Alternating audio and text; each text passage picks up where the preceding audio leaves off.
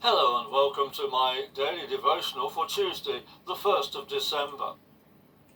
Our reading comes from Hebrews chapter 3 and verse 14.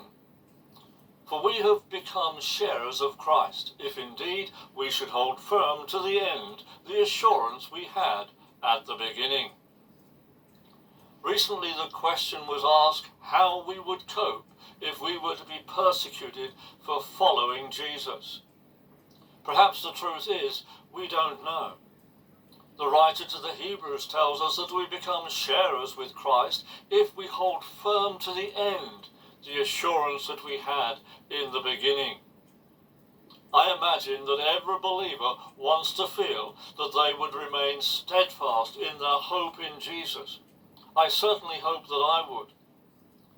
But in truth, we don't know, because our faith in Jesus may not have been put to the test under the pressure of persecution. We know that many of our brothers and sisters in other parts of the world are facing persecution of a horrendous nature, many of whom have been faithful unto death. Many others have faced physical abuse because of their loyalty to Jesus.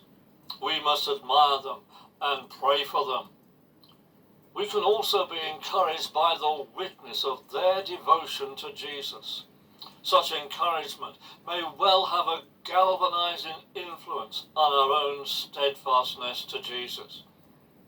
It seems to me that our remaining faithful to Jesus will not be anything to do with our efforts, but everything to do with the power of the Holy Spirit who is at work within us.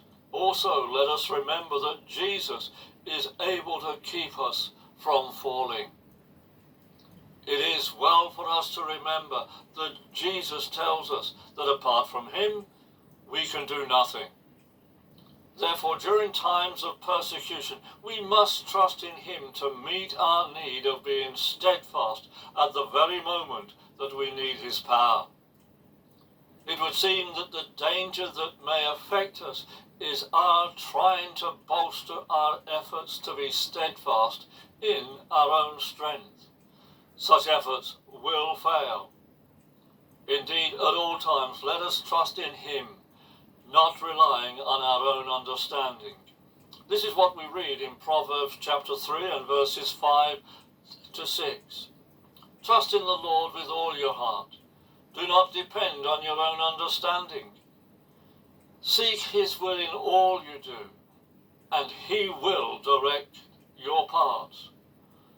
Today, are we trusting in Jesus to meet all our needs?